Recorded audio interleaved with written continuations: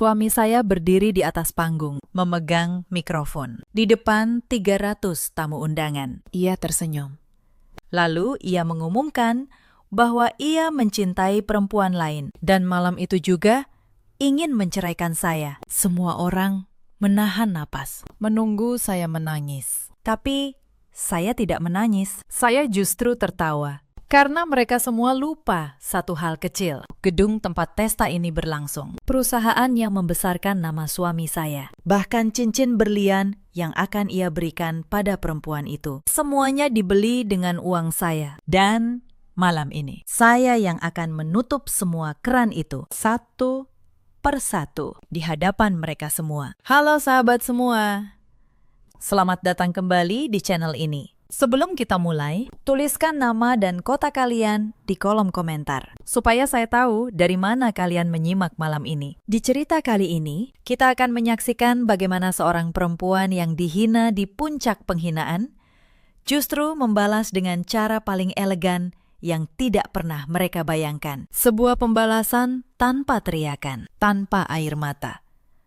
Hanya dengan kebenaran yang selama ini mereka pijak-pijak. Kalau kalian suka cerita yang membuat hati puas, sekaligus penuh pelajaran, jangan lupa like, subscribe, dan nyalakan lonceng notifikasinya. Sekarang, mari kita mulai. Nama saya Anindya. Usia saya 36 tahun. Saya seorang arsitek, sekaligus pemilik sebuah firma desain di kawasan Kuningan, Jakarta. Sudah 12 tahun, saya menjadi istri dari seorang pria bernama Rehan selama 12 tahun itu. Saya percaya bahwa kesetiaan bisa dibangun dengan pengorbanan. Ternyata, saya salah. Ada satu hal yang saya pelajari malam itu. Kesabaran yang terlalu lama di mata orang yang salah hanya dianggap sebagai kelemahan yang bisa dimanfaatkan. Malam itu, langit Bogor dingin dan berkabut tipis. Sebuah resort mewah di kaki gunung disulap menjadi panggung perayaan ulang tahun pernikahan kami yang ke-12. Lampu gantung kristal memantulkan cahaya keemasan ke seluruh ruangan. Alunan biola dan piano mengalir lembut di antara meja-meja bundar. Para tamu datang dengan gaun malam dan setelan jas terbaik mereka. Semuanya tampak sempurna. Terlalu sempurna, sampai saya sendiri hampir percaya bahwa hidup saya memang sebahagia yang terlihat. Saya mengenakan gaun berwarna gading, dengan sulaman benang emas di bagian bahu. Rehan berdiri di samping saya. Tangannya melingkar di pinggang saya. Ia tampan seperti biasa. Senyumnya masih senyum yang dulu membuat saya jatuh cinta. Tapi ada yang berbeda malam itu. Matanya gelisah. Sesekali ia melirik ke arah pintu ballroom, seolah menunggu kedatangan seseorang. "Kamu baik-baik saja, Mas?" tanya saya pelan. Rehan tersentak kecil. Lalu ia memaksakan sebuah senyum. "Tentu saja, aku hanya terlalu bahagia," jawabnya. Saya mengangguk. Tapi di dalam hati, saya tahu ada sesuatu yang sedang ia sembunyikan. Seorang istri selalu tahu. Hanya saja, kadang kita memilih untuk tidak tahu. Karena kebenaran terlalu menyakitkan untuk diakui, yang tidak Rehan sadari malam itu. Sayalah yang datang paling siap di antara semua orang di ruangan ini. Di salah satu meja dekat panggung, duduk ibu mertua saya, Bu Marni, bersama adik ipar saya, Winda. Sejak awal, saya tahu mereka tidak pernah benar-benar menyukai saya. Bukan karena saya jahat pada mereka, justru sebaliknya. Selama 12 tahun, sayalah yang membiayai gaya hidup mereka. Mobil yang mereka pakai, rumah yang mereka tempati, arisan mewah yang selalu mereka banggakan. Semuanya berasal dari uang saya. Tapi manusia memang aneh. Semakin banyak diberi, semakin besar rasa iri yang tumbuh. Bagi mereka, saya bukan menantu yang layak dihormati. Saya hanya dompet berjalan yang kebetulan bersuamikan anak mereka. Malam itu, saya mendengar bisikan mereka tanpa sengaja saat saya melintas di belakang meja. "Lihat, Bu, sombong sekali si Anindya itu," desis Winda sambil memutar bola matanya. "Pesta ulang tahun pernikahan saja harus semewah ini." "Shh, jangan keras-keras," balas Bu Marni. "Sabar sedikit. Sebentar lagi semua ini jadi milik kita." Saya berhenti sejenak. Jantung saya berdebar. Milik kita? Apa maksud kata-kata itu? Saya tidak mengerti. Belum mengerti. Tapi malam itu sebelum berakhir, saya akan mengerti semuanya. Dan mereka pun akan mengerti bahwa lidah yang terlalu lancang bisa menjadi bumerang yang paling tajam. Saya masih ingat 2 bulan lalu, saat saya sedang demam tinggi dan hampir tidak bisa bangun dari kasur. Malam itu, Bu Marni menelpon, bukan untuk menanyakan kabar saya, tapi untuk memarahi saya karena transfer bulanan ke rekeningnya terlambat 2 hari. Kamu ini bagaimana, Anindya? Suaranya ketus di telepon. Uang segitu saja kamu tahan-tahan. Memangnya kamu pikir keluarga ini bisa hidup dari mana kalau bukan dari kewajibanmu? Kewajiban, begitu ia menyebutnya. Bukan pemberian, bukan kebaikan. Kewajiban, seolah membiayai seluruh hidup mereka, adalah utang yang lahir bersama pernikahan saya. Malam itu, dengan tubuh menggigil, saya tetap bangun, membuka laptop, dan mentransfer uang itu. Bukan karena takut, tapi karena saat itu saya masih percaya kesabaran akan membeli sedikit rasa hormat. Saya keliru. Kesabaran di mata orang serakah hanya dibaca sebagai izin untuk terus menindas. Winda tidak lebih baik. Setahun lalu, usaha butiknya bangkrut karena ia lebih rajin berfoto daripada bekerja. Saya menutup semua utangnya, hampir 300 juta rupiah, tanpa satupun ucapan terima kasih. Yang saya dapat justru sindiran di grup keluarga. Katanya, uang segitu tidak ada apa-apanya untuk orang sekaya saya. Seolah kekayaan itu turun dari langit. Bukan dari malam-malam panjang saya menggambar denah sampai mata perih. Semua kejadian itu berputar di kepala saya malam ini, saat saya berdiri di ballroom mewah ini. Tapi tidak ada satupun dari mereka yang tahu bahwa saya sudah selesai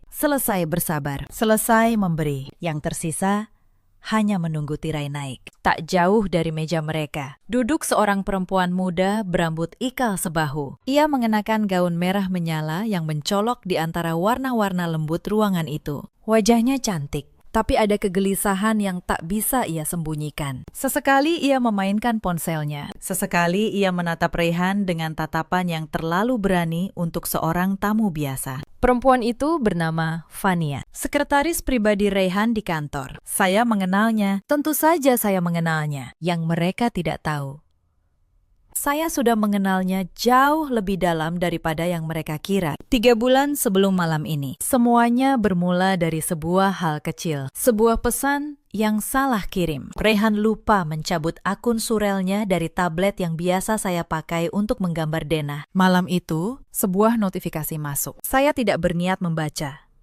tapi mata saya menangkap satu baris kalimat yang membuat dada saya sesak. Sayang, kapan kamu ceraikan perempuan tua itu? Aku sudah lelah menunggu. Perempuan tua, begitulah Fania menyebut saya. Padahal usianya hanya terpaut 5 tahun lebih muda. Malam itu saya duduk di lantai kamar kerja saya, di antara gulungan denah dan pensil-pensil yang berserakan. Dan saya tidak menangis. Saya hanya merasa dingin. Dingin yang aneh, yang perlahan berubah menjadi ketenangan. Saya teringat semua tanda yang selama ini saya abaikan. Rayhan yang pulang semakin malam, dengan alasan rapat yang tak pernah selesai. Bau parfum asing dikerah ke mejanya, yang selalu ia bilang tertinggal dari klien. Ponselnya yang kini selalu tertelungkup di meja. Panggilan yang ia jawab di balkon dengan suara yang direndahkan. Saya melihat semua itu, tapi saya memilih untuk percaya. Karena mempercayainya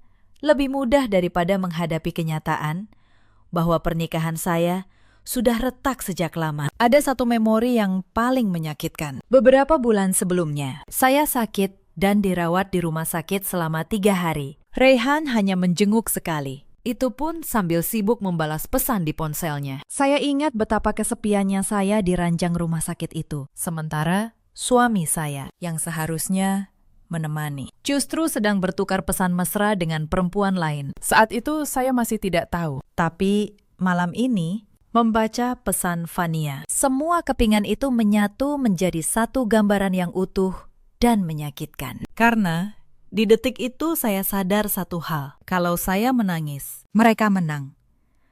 Kalau saya mengamuk, mereka juga menang. Tapi kalau saya diam, tersenyum, dan mulai membaca ulang setiap surat. setiap akta, setiap tanda tangan yang pernah saya bubuhkan selama 12 tahun ini. Maka mungkin, hanya mungkin, sayalah yang akan menang. Malam itu juga, saya membuka lemari besi kecil di sudut ruangan. Di dalamnya tersimpan semua dokumen perusahaan. Akta pendirian firma, sertifikat gedung, bukti setoran modal, rekening koran perusahaan sejak hari pertama, dan yang paling penting, satu nama yang tercetak sebagai pemegang saham mayoritas, sekaligus pemilik tunggal dari semua aset itu. Nama saya, Anindya, bukan Rehan. Selama ini, Rehan menyandang gelar direktur utama. Ia yang bicara di depan klien. Ia yang memotong pita di setiap peresmian. Ia yang difoto di majalah. Tapi tanda tangan yang berkuasa, kunci dari semua brankas itu, ada di tangan saya. Saya membiarkan ia menjadi wajah perusahaan. Karena saya pikir, itulah bentuk cinta. Membuat suami merasa besar. Ternyata, saya hanya sedang memberinya panggung untuk mempermalukan saya sendiri. Sejak malam itu, saya berubah. Bukan menjadi jahat, hanya menjadi tenang. Setiap pagi, saya tetap menyiapkan kopi untuk Rehan. Setiap malam, saya tetap tersenyum. Ada kalanya, saat saya menyeduh kopi itu di dapur, saya menatap punggung Rehan yang sedang membaca berita di ruang tengah. Dan saya bertanya-tanya, bagaimana bisa seseorang tidur nyenyak di samping istrinya setiap malam, sementara di ponselnya tersimpan rencana untuk menghancurkan hidup perempuan itu. Bagaimana bisa cinta berubah menjadi perhitungan sedingin itu? Tapi saya tidak membiarkan pikiran itu melumpuhkan saya. Sebaliknya, setiap kali keraguan datang, saya justru semakin yakin dengan langkah saya. Saya bukan sedang membalas dendam. Saya sedang menyelamatkan diri saya sendiri. Ada perbedaan besar di antara keduanya. Dendam lahir dari kebencian dan meninggalkan luka pada yang membalasnya. Sementara, membela diri lahir dari harga diri dan meninggalkan kedamaian. Saya juga menyiapkan diri untuk kemungkinan terburuk. Kalau Rehan tahu rencana saya lebih dulu, kalau ia mencoba memindahkan aset, kalau keluarganya mencoba melawan secara hukum, Kartika memastikan setiap celah tertutup. Kami bahkan menyiapkan salinan cadangan seluruh dokumen di tempat yang aman, jauh dari rumah. Saya tidak mau ada satupun kejutan di malam yang sudah saya rencanakan dengan begitu teliti. Tapi di antara semua itu, saya mulai bekerja. Saya menghubungi Kartika, sahabat saya sejak kuliah, seorang notaris sekaligus pengacara yang saya percayai melebihi siapapun. Kami bertemu diam-diam di sebuah kafe kecil di Cinere, jauh dari mata siapapun yang mengenal Rehan. "Kamu yakin mau melakukan ini, Nin?" tanya Kartika, menatap saya lembut. "Saya tidak mau melakukan apa-apa yang jahat, Kar," jawab saya. "Saya hanya mau mengambil kembali apa yang memang milik saya. Dan saya mau melakukannya di saat yang tepat." Kartika tersenyum. Ia mengerti. Ia selalu mengerti. Selama 3 bulan, kami menyusun segalanya dengan rapi. Kami menyiapkan surat pemblokiran akses rekening perusahaan. Kami menyiapkan pencabutan kuasa direktur. Kami menyiapkan dokumen perceraian, lengkap dengan pembagian yang adil menurut hukum, di mana semua aset yang saya bawa dan saya bangun sendiri tetap menjadi milik saya. Kartika juga membantu saya mengumpulkan bukti, bukan untuk mempermalukan siapapun secara kejam, tapi untuk memastikan tidak ada satupun celah yang bisa mereka gunakan untuk membalik keadaan. Saya mengunduh salinan percakapan surel Rehan dan Fania, yang tanpa sengaja masih tersinkron di tablet saya. Saya menyimpan catatan rekening koran yang menunjukkan kemana saja uang perusahaan mengalir selama 6 bulan terakhir. Termasuk pembayaran sewa apartemen di kawasan Kemang, yang saya yakin bukan untuk keperluan bisnis. Termasuk pembelian sebuah cincin berlian dari sebuah butik terkenal seminggu sebelum pesta ini. "Kamu tahu apa yang paling menyakitkan, Kar?" kata saya suatu sore saat kami menyusun berkas. Bukan perselingkuhannya, tapi kenyataan bahwa dia begitu yakin saya lemah, sampai dia berani merencanakan semua ini di depan mata saya dengan uang saya sendiri. Kartika menggenggam tangan saya. "Makanya, mari kita pastikan malam itu jadi malam terakhir dia meremehkanmu." Saya mengangguk. Dan sejak sore itu, saya tidak lagi ragu. Semua tinggal menunggu satu momen. Momen ketika Rayhan sendiri yang membuka kartunya di depan umum. 3 hari sebelum pesta, sesuatu yang aneh terjadi. Rayhan tiba-tiba menjadi lebih perhatian. Ia membawakan saya bunga. Ia mengajak saya makan malam di restoran tempat kami dulu berkencan. Ia bahkan berkata, betapa beruntungnya ia memiliki saya dulu. Kata-kata itu akan membuat saya luluh. Tapi malam itu, saya hanya menatapnya dan merasakan dingin yang aneh menjalar di dada saya. Karena saya tahu semua kelembutan ini palsu. Ini bukan cinta. Ini strategi. Rayhan sedang membuat saya lengah. Supaya di malam pesta nanti, saya benar-benar tidak siap saat ia menjatuhkan pengumumannya. Saya membalas senyumnya. Saya bahkan berterima kasih atas bunganya. Karena saya sudah belajar satu hal berharga selama 3 bulan itu. Kadang, cara terbaik untuk memenangkan permainan adalah dengan membiarkan lawan mengira ia sedang menang. Biar dia merasa aman. Biar dia melangkah lebih jauh ke dalam jebakan yang ia buat sendiri. Malam itu, saat Rayhan tidur, saya duduk di ruang kerja saya sampai dini hari. Saya membaca ulang setiap dokumen. Saya memastikan setiap tanda tangan sudah di tempatnya. Saya menghafal urutan langkah yang akan saya lakukan. Ketika fajar mulai menyingsing, saya menutup laptop. Dan untuk pertama kalinya dalam berbulan-bulan, saya tidur dengan tenang. Dan malam ini, di resort mewah ini, momen itu tiba. Rayhan mengira ia sedang menyiapkan penghinaan terbesar dalam hidup saya. Ia tidak tahu. Ia justru sedang menyiapkan kejatuhannya sendiri. Waktu menunjukkan pukul 9 malam. Para tamu baru saja selesai menikmati hidangan utama. Rayhan naik ke atas panggung. Ia mengambil mikrofon dari tangan pembawa acara. Suasana yang tadinya riuh oleh obrolan seketika hening. Semua mata tertuju pada kami, pasangan yang dianggap paling sempurna di ruangan itu. Saya berdiri di samping panggung, tenang. Tangan saya tidak gemetar, karena saya sudah tahu apa yang akan terjadi. Dan saya sudah tahu apa yang akan saya lakukan. Selamat malam, semuanya. Ucap Rayhan. Suaranya sedikit bergetar. Terima kasih sudah hadir di perayaan ulang tahun pernikahan kami yang ke-12. Tepuk tangan bergema. 12 tahun bukan waktu yang singkat. Lanjutnya.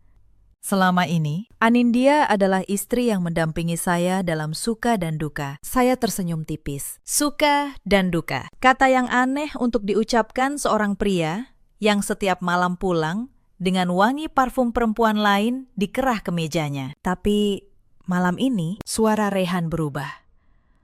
Lebih berat, lebih dingin. Saya ingin jujur pada semua orang. Saya sudah terlalu lama hidup dalam kebohongan. Ruangan mulai riuh oleh bisik-bisik. Bu Marni dan Winda saling pandang, lalu tersenyum tipis. Ini adalah momen yang mereka tunggu-tunggu. Saya mencintai perempuan lain, kata Rayhan lantang. Matanya beralih ke meja tempat Fania duduk. Dan malam ini, di hadapan kalian semua, saya ingin mengakhiri pernikahan ini. Saya ingin bercerai dari Anindya. Seluruh ballroom seketika membeku. Ada yang menutup mulut, ada yang berbisik. Ada pula yang, dari raut wajahnya, sudah menduga sejak awal. Ratusan pasang mata kini menatap saya, menunggu reaksi. Menunggu tangis. Menunggu jerit, menunggu seorang istri yang runtuh di depan umum. Fania berdiri dari kursinya. Ia berjalan maju dengan langkah penuh percaya diri. Di tangannya, sebuah kotak beludru merah. Ia membukanya perlahan, memamerkan cincin berlian yang berkilau di bawah lampu kristal. Ia menatap saya dengan senyum kemenangan. Malam ini, Rayhan menelan ludah. Saya juga akan melamar Fania di hadapan kalian semua. Bisik-bisik berubah menjadi gumaman keras. Bu Marni menyeka sudut matanya, bukan karena sedih, tapi karena puas. Winda tersenyum lebar. Bagi mereka, malam ini adalah malam kemenangan. Rayhan akan bebas, dan mereka sebagai keluarganya akan mendapatkan bagian dari kekayaan yang selama ini mereka kira dikuasai oleh saya. Mereka semua menunggu saya hancur, tapi saya tidak hancur. Saya menarik napas pelan. Lalu, di tengah keheningan yang mencekik itu, saya tertawa. Tawa yang renyah, tulus, hampir lega. Suara tawa saya memecah keheningan, menarik perhatian setiap orang di ruangan itu. Rehan terkejut. Fania mengernyit. Bu Marni dan Winda saling pandang, bingung. Mereka mengira saya akan menangis histeris, memohon, berlutut, atau setidaknya mengamuk, tapi tidak. Saya justru tertawa. Dan itu membuat mereka jauh lebih takut daripada seandainya saya berteriak. Tawa saya berhenti. Saya menatap Rehan dengan tatapan yang tenang, namun dingin dan tajam. "Silahkan," kata saya pelan. Tapi setiap kata terdengar jelas ke seluruh ruangan. "Silahkan ambil dia. Toh, dia cuma numpang hidup pada saya." Mata Rehan melebar. Bu Marni dan Winda terdiam. Kata-kata saya menggantung di udara yang canggung. Numpang hidup. Dua kata itu seolah menampar seluruh ruangan. Beberapa tamu yang tahu asal-usul Rehan mulai berbisik. Karena mereka tahu, dulu Rehan bukan siapa-siapa. Tapi tidak ada yang menyangka statusnya dalam rumah tangga ini, di perusahaan ini. Hanyalah seorang penumpang. Fania melangkah maju. Ia menggenggam lengan Rehan, lalu menyunggingkan senyum sinis ke arah saya. "Tidak usah sombong, Bu Anindya," katanya meremehkan. "Rehan, pria terpandang. Dia punya perusahaan. Dia punya segalanya." "Perusahaan?" tanya saya. Saya berkedip, seolah benar-benar tidak paham. "Perusahaan yang mana, ya?" "Perusahaan yang dia pimpin, tentu saja." Fania mengangkat dagunya. "PT Anindra Cipta, Ruang. Semua orang tahu itu milik Rehan." Saya tersenyum. Senyum yang begitu tulus sampai membuat Rehan meremang. "Mas," kata saya, menoleh pada suami saya. "Coba tunjukkan dokumen perusahaan yang kamu pegang sekarang. Saya ingin lihat." Rehan terdiam. Ia tidak membawa dokumen apapun. Tentu saja tidak, karena ia tidak pernah benar-benar memilikinya. "Tidak apa-apa," kata saya lembut.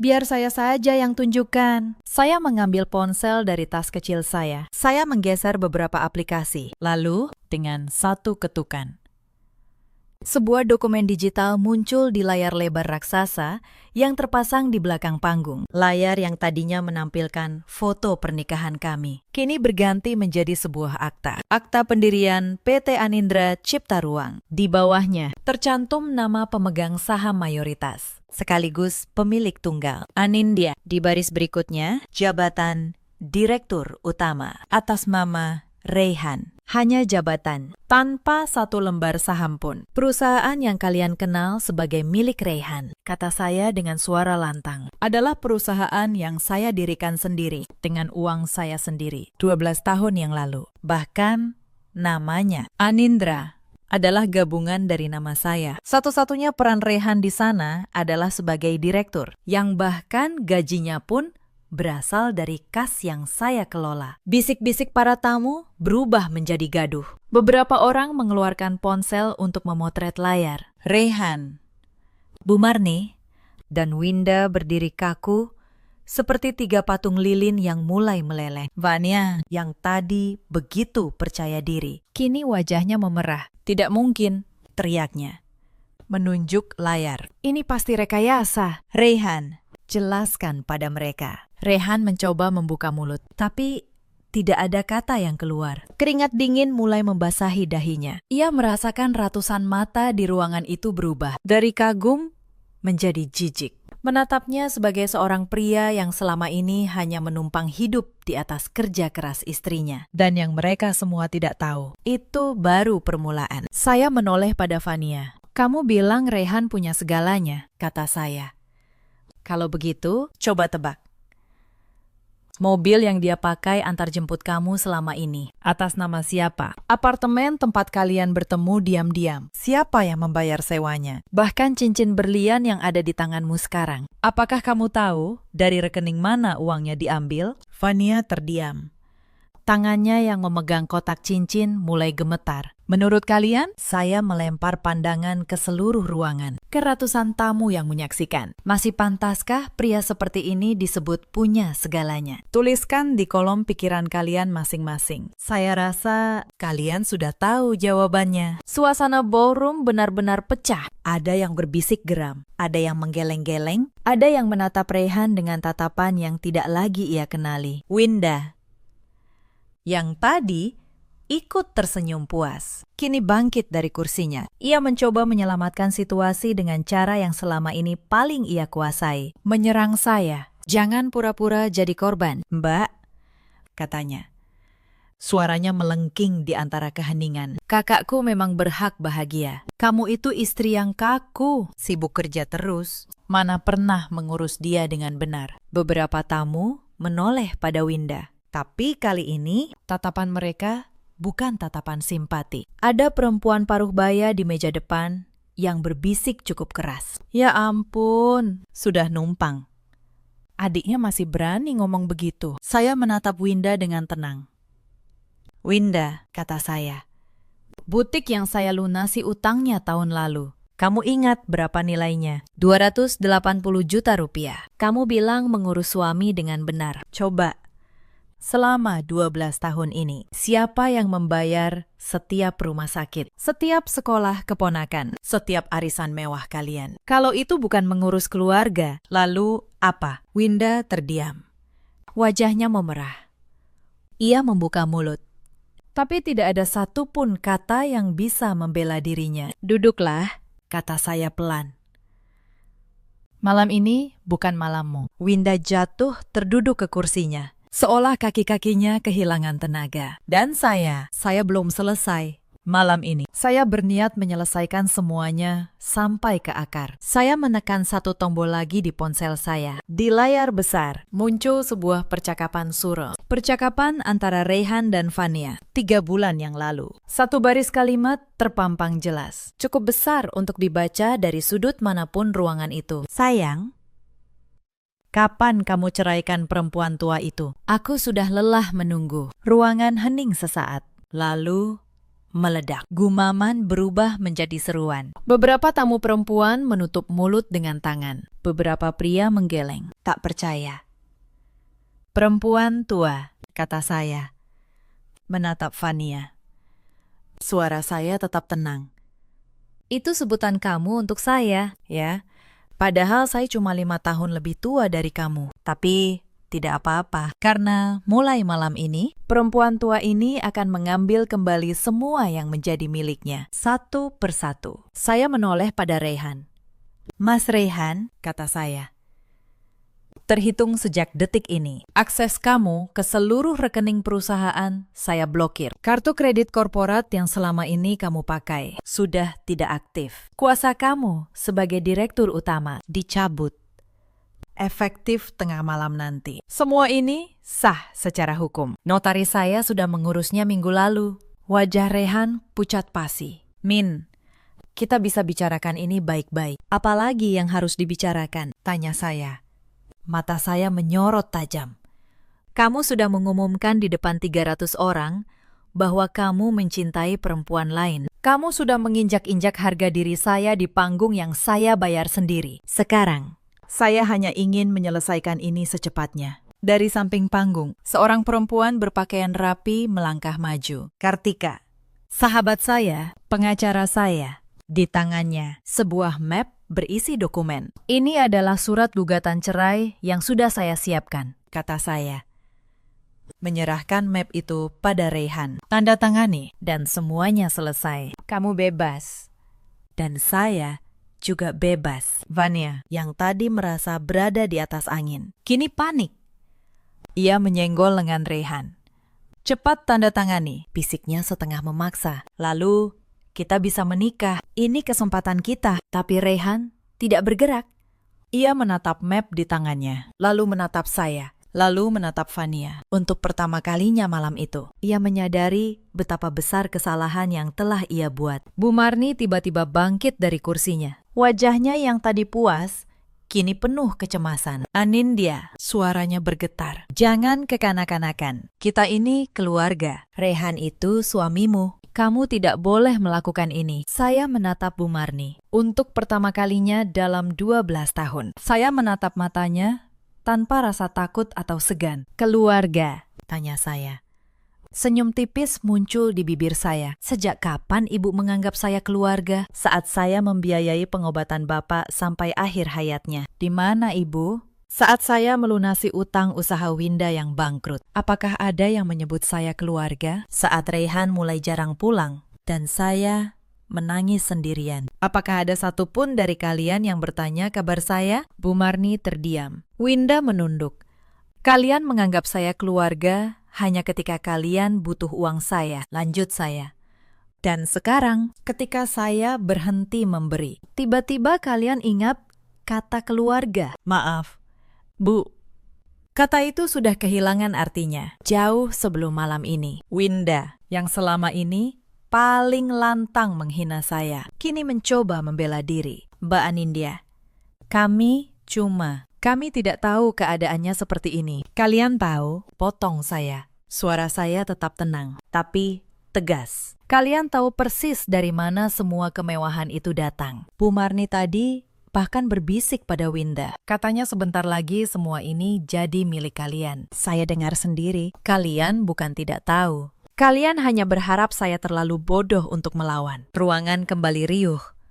Kata-kata saya barusan membuat beberapa tamu menatap Bu Marni dan Winda dengan tatapan penuh kecaman. Rencana yang mereka susun bertahun-tahun hancur dalam hitungan menit oleh mulut mereka sendiri. Saya kembali menatap Raihan. Ia masih memegang map itu. Tangannya gemetar. Tanda tangani.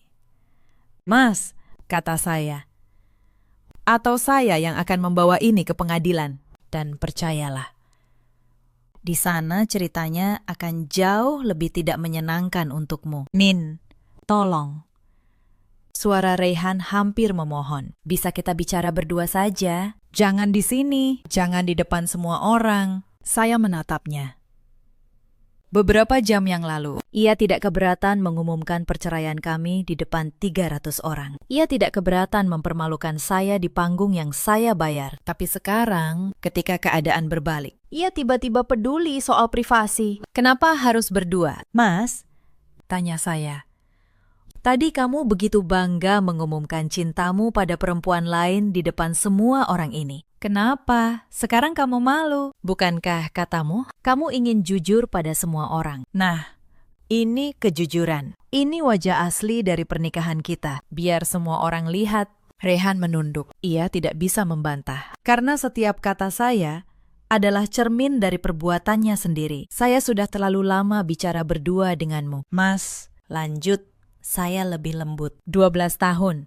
Dan setiap kali, saya yang mengalah. Malam ini tidak ada lagi bicara berdua. Yang ada hanya tanda tangan dan perpisahan. Raihan menatap saya untuk waktu yang lama. Lalu, dengan tangan yang bergetar, ia mengambil pena dari Kartika. Ia membuka map itu. Dan di hadapan 300 orang. Di bawah lampu kristal yang tadi menjadi saksi kebahagiaan palsu kami. Ia menandatangani surat itu. Saat pena menyentuh kertas, saya merasakan sesuatu yang aneh. Bukan kemenangan, bukan kepuasan, hanya kelegaan. Seperti beban yang selama 12 tahun saya panggul. Akhirnya turun dari bahu saya. Fania berdiri mematung. Kotak cincin di tangannya kini terasa seperti benda paling konyol di dunia. Ia menatap Raihan, pria yang tadi ia kira punya segalanya, yang ternyata tidak punya apa-apa selain nama besar yang dibangun oleh istrinya. Ray, bisik Fania.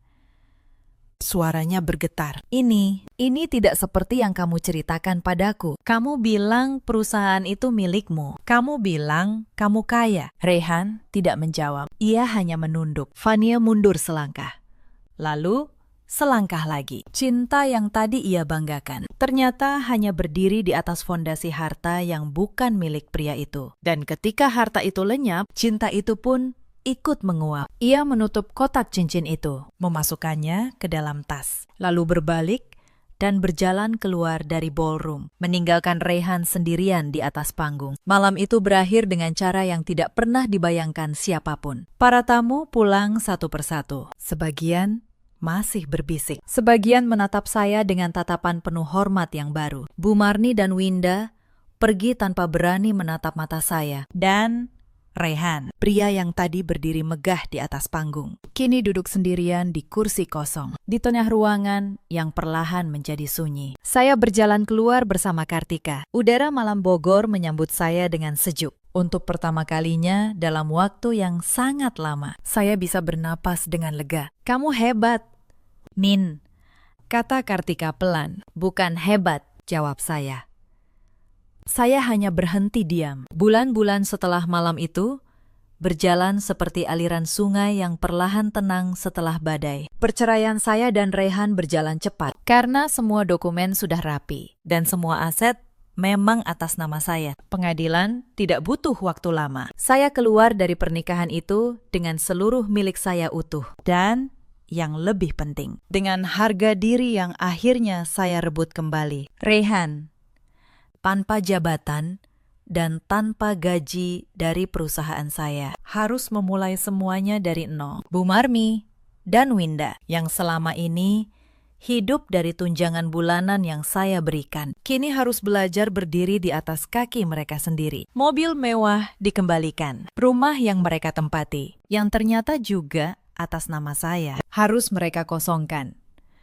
Saya tidak merasa senang mendengar kabar itu, tapi saya juga tidak merasa bersalah karena semua yang mereka kehilangan bukan sesuatu yang pernah benar-benar menjadi milik mereka. Itu hanya titipan yang selama ini saya berikan atas nama cinta dan kewajiban. Dan ketika cinta itu dikhianati, saya berhak mengambilnya kembali. Beberapa minggu setelah perceraian, Winda sempat datang ke firma saya. Ia menunggu di lobi selama hampir 2 jam, sampai saya selesai rapat. Wajahnya tidak lagi angkuh seperti dulu. Ia datang untuk meminjam uang, katanya, untuk memulai usaha baru. Saya menatapnya lama. Winda, kata saya tidak akan memberimu uang. Bukan karena saya dendam, tapi karena memberi uang lagi hanya akan mengajarimu bahwa kamu selalu bisa lari pada orang lain saat jatuh. Kalau kamu mau memulai usaha, mulailah dari kecil, dengan tanganmu sendiri. Itu jauh lebih berharga daripada modal yang jatuh dari langit. Winda menunduk. Untuk pertama kalinya, ia tidak membantah. Ia hanya mengangguk pelan, lalu pergi. Saya tidak tahu apakah ia mengerti atau tidak, tapi saya tahu saya sudah melakukan hal yang benar. Kadang, menolak memberi adalah bentuk kebaikan yang paling sulit dipahami. Bu Marni pindah ke sebuah rumah kontrakan sederhana di pinggiran kota. Dari cerita yang sampai ke telinga saya, ia mulai belajar memasak untuk sebuah warung kecil di dekat rumahnya. Untuk pertama kalinya dalam hidupnya, ia bekerja dengan tangannya sendiri. Dan mungkin untuk pertama kalinya juga, ia mengerti nilai dari setiap rupiah yang dulu ia hamburkan dengan begitu mudah. Ada satu sore, beberapa bulan kemudian, saat saya sedang meninjau proyek gedung baru firma saya di kawasan Menteng, ponsel saya berdering. Nomor tak dikenal. Saya mengangkatnya. Halo, Min. Suara di ujung telepon terdengar parau. Rehan. Saya terdiam sejenak. Ada apa? Mas, aku cuma ingin minta maaf, katanya. Aku tahu ini terlambat. Aku tahu aku tidak pantas. Tapi aku menyesal. Nin, aku menyesal sudah menukar cinta tulusmu dengan sesuatu yang bahkan tidak nyata. Saya menghela napas. Di seberang telepon, saya mendengar suara latar yang ramai. Suara mesin, suara orang bekerja. Rupanya Rehan kini bekerja sebagai staf di sebuah perusahaan kontraktor, memulai dari bawah, dari posisi yang bahkan lebih rendah dari titik awal karir kami dulu. Aku dengar Fania sudah pergi, kata saya pelan. Bukan menyindir, hanya menyatakan. Iya, jawab Rehan. Dia pergi malam itu juga. Ternyata yang dia cintai bukan aku, yang dia cintai hanya bayangan tentang aku, yang ternyata palsu. Saya diam. Ada bagian kecil di hati saya yang jujur. merasa iba. Bukan karena saya masih mencintainya, cinta itu sudah lama mati. Tapi karena saya tahu penyesalan adalah hukuman yang jauh lebih berat daripada kemiskinan. Rayhan, kata saya akhirnya, saya sudah memaafkanmu. Bukan karena kamu pantas dimaafkan, tapi karena saya tidak mau membawa kebencian itu seumur hidup saya. Memaafkan bukan berarti melupakan, dan bukan berarti kita akan kembali. Saya memaafkanmu supaya saya bisa melangkah maju dengan hati yang ringan. Di ujung telepon, saya mendengar Rayhan menahan tangis. Terima kasih, Nin, katanya. Belajarlah dari kesalahanmu. Mas, kata saya.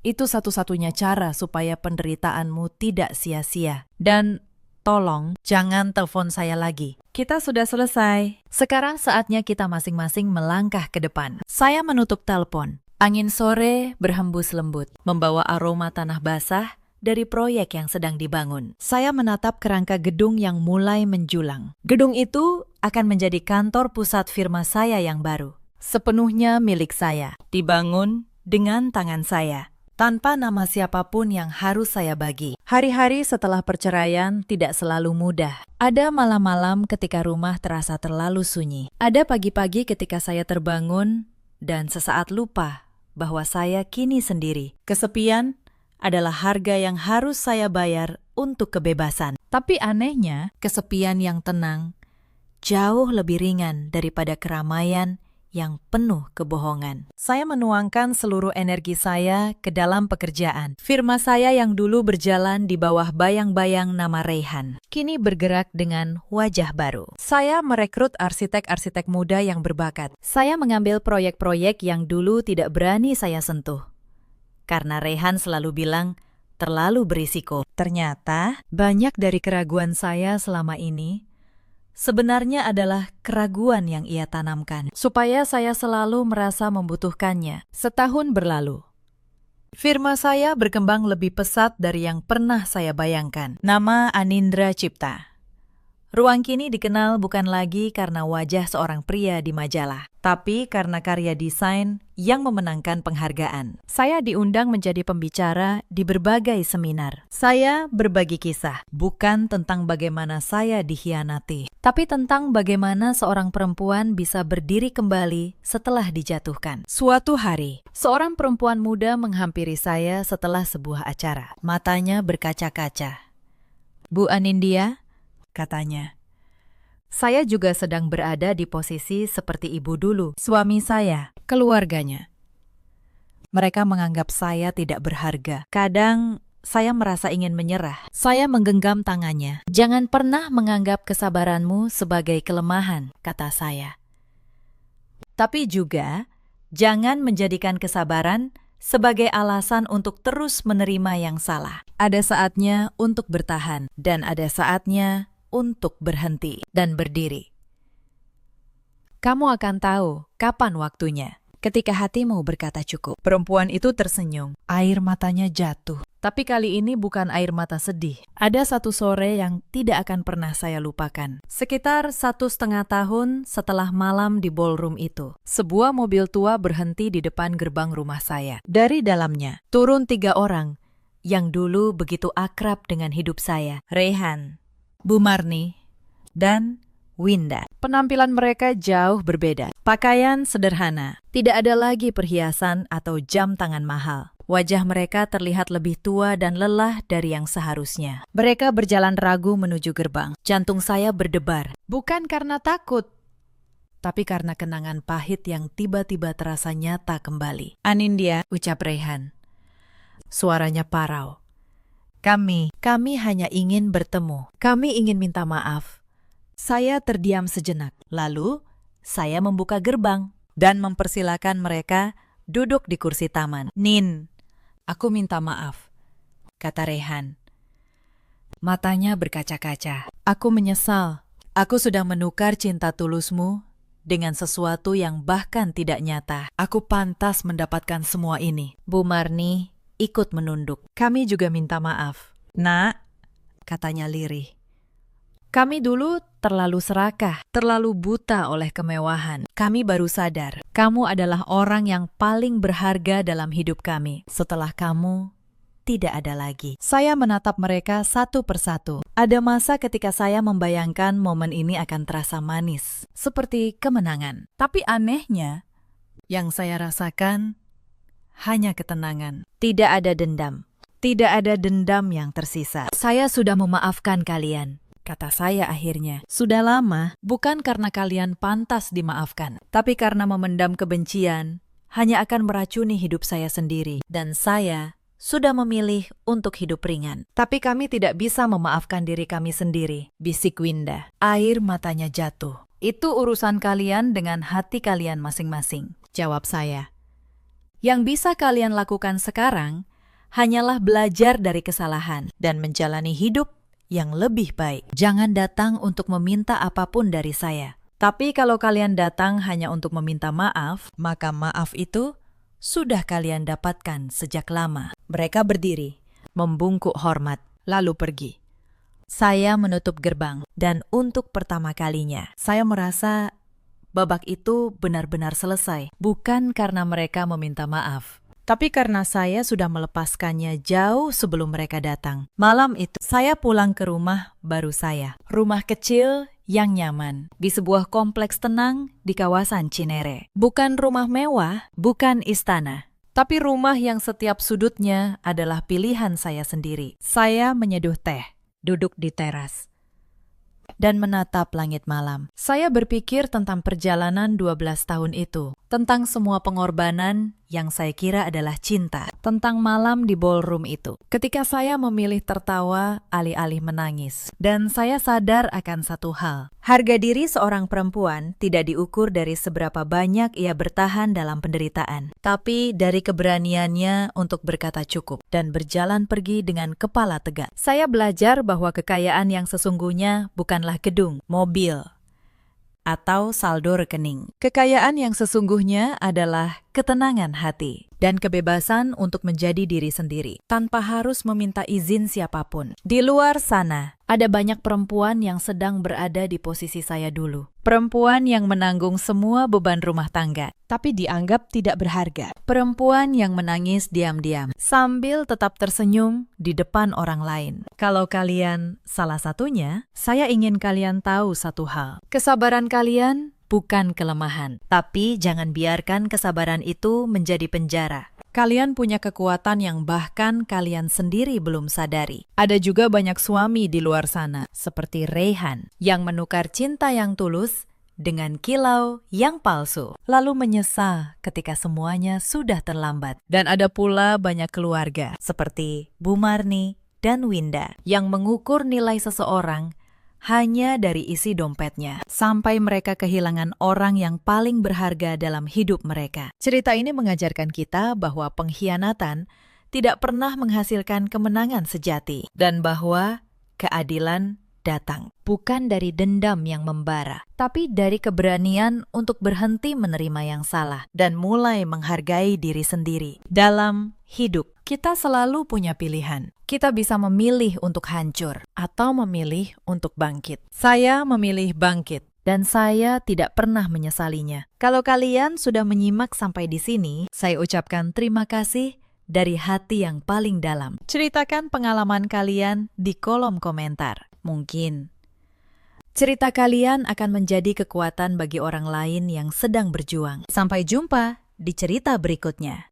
3 hari sebelum hari pernikahan saya, calon ibu mertua memboyong seluruh keluarganya masuk ke apartemen 3 miliar milik saya. Ia menampar saya, menuntut gaji saya, dan menyuruh saya melayani seluruh keluarganya. Semua itu hanya karena uang panai 50 juta. Tapi pada hari yang paling kelam itu, putranya yang selama ini dikenal pendiam, mengambil satu keputusan yang membuat seluruh keluarganya terdiam. Ia mengusir orang tua kandungnya sendiri ke jalanan. Halo, sahabat. Selamat datang kembali di kanal kita. Sebelum cerita ini dimulai, jangan lupa tinggalkan jejak dengan menekan tombol like dan berlangganan. Karena kisah hari ini akan mengajarkan kita banyak hal tentang harga diri. Nama saya Maya. Usia saya 28 tahun. Saya bekerja sebagai manajer pemasaran di sebuah perusahaan multinasional di Jakarta. Sudah bertahun-tahun saya berjuang dan bekerja tanpa henti. Saya selalu bangga karena saya bisa berdiri tegak di atas kaki saya sendiri. Sore itu, senja keemasan menyelimuti balkon apartemen saya di jantung kota Jakarta. Saya berdiri di depan cermin besar di kamar tidur. Saya mengelus setiap detail renda pada gaun pengantin putih yang baru saja saya bawa pulang. Hati saya berdebar, bahagia bercampur sedikit gugup. Apartemen seluas ini, seharga lebih dari 3 miliar rupiah, adalah hadiah pernikahan dari kedua orang tua saya. Mereka mengumpulkannya dengan susah payah seumur hidup. Ayah pernah mengelus kepala saya sambil tersenyum. Katanya, seorang wanita yang menikah, jika punya tempatnya sendiri untuk pulang, hatinya akan selalu tenang. Ia tidak akan pernah harus hidup sambil melihat raut wajah orang lain. Calon suami saya bernama Bima. Ia seorang insinyur yang baik hati dan sederhana. Berbeda dengan keluarga saya yang cukup berada. Bima berasal dari sebuah desa kecil di Wonosobo, Jawa Tengah. Keluarganya petani sederhana. Hidup mereka penuh perjuangan. Karakter Bima yang tenang dan perhatiannya yang tulus telah menaklukkan hati saya. Saya tidak pernah mempersoalkan perbedaan status sosial. Saya percaya selama dua orang saling mencintai dan berjuang bersama, segala kesulitan bisa dilewati. Kami bertemu 3 tahun lalu di sebuah proyek kerjasama antar perusahaan. Bima saat itu insinyur lapangan yang sederhana. Selalu datang paling pagi dan pulang paling akhir. Ia tidak banyak bicara, tapi setiap kata-katanya bisa dipegang. Saat saya sakit dan harus lembur, ia diam-diam meninggalkan bubur hangat di meja saya tanpa berkata apa-apa. Hal-hal kecil seperti itu yang membuat saya jatuh hati. Ketika kami memutuskan menikah, hanya ada satu hal yang membuat saya sedikit ragu. Bima jarang sekali bercerita tentang keluarganya. Setiap saya tanya soal orang tuanya, ia hanya tersenyum kecil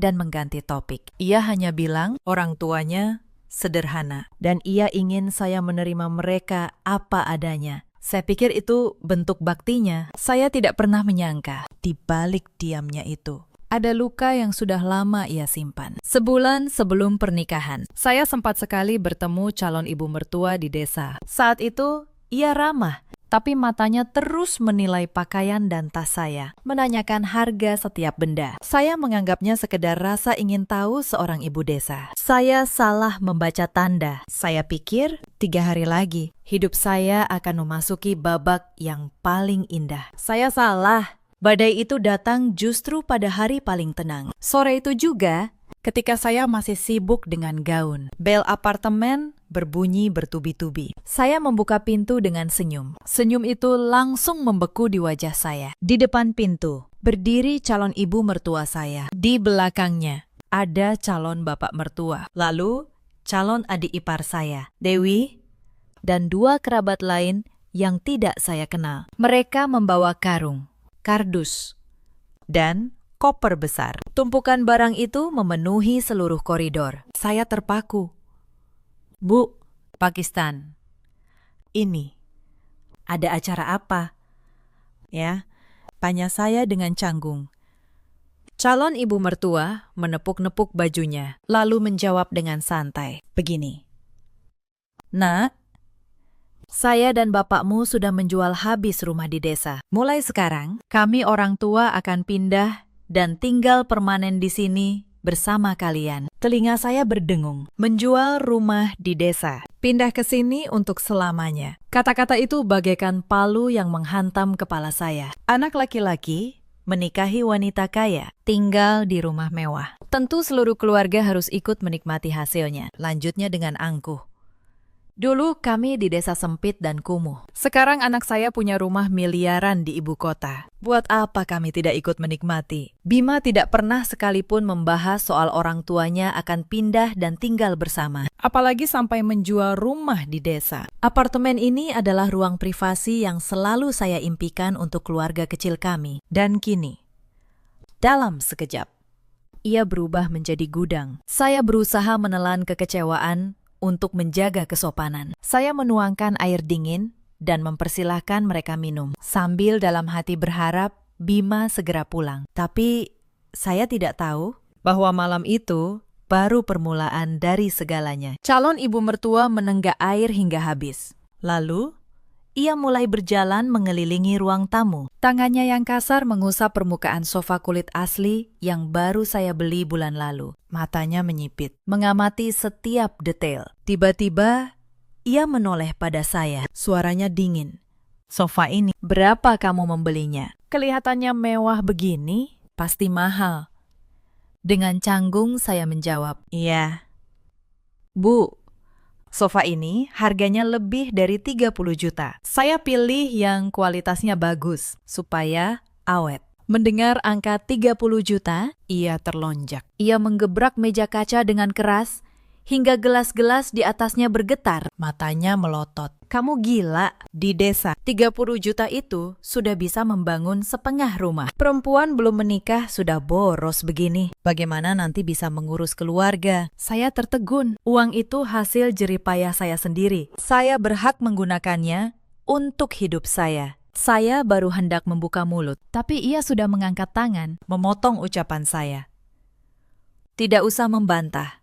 Dengar baik-baik. Keluarga kami menikahimu secara terhormat. Seserahan lengkap. Bahkan kami memberi uang panai 50 juta. Di desa kami, 50 juta itu sudah paling tinggi. Tidak ada keluarga lain yang semampu kami. Ia berhenti sejenak, lalu menatap saya tajam. Jadi, mulai sekarang, kamu adalah milik keluarga Prayoga. Hartamu, rumah ini, bahkan sofa ini, semuanya milik keluarga suami. Kamu dibawa ke sini untuk mengabdi, bukan untuk pamer. Saya berdiri mematung. Pemikiran kolot itu terpampang telanjang di depan saya. Uang panai 50 juta. Orang tua saya bahkan berniat mengembalikan uang itu sebagai hadiah balasan setelah menikah. Mereka membesarkan saya, menyekolahkan saya, dan memberi saya rumah 3 miliar. Namun kini, hanya dengan 50 juta. Perempuan ini merasa telah membeli seluruh diri saya. Bapak mertua yang dari tadi diam,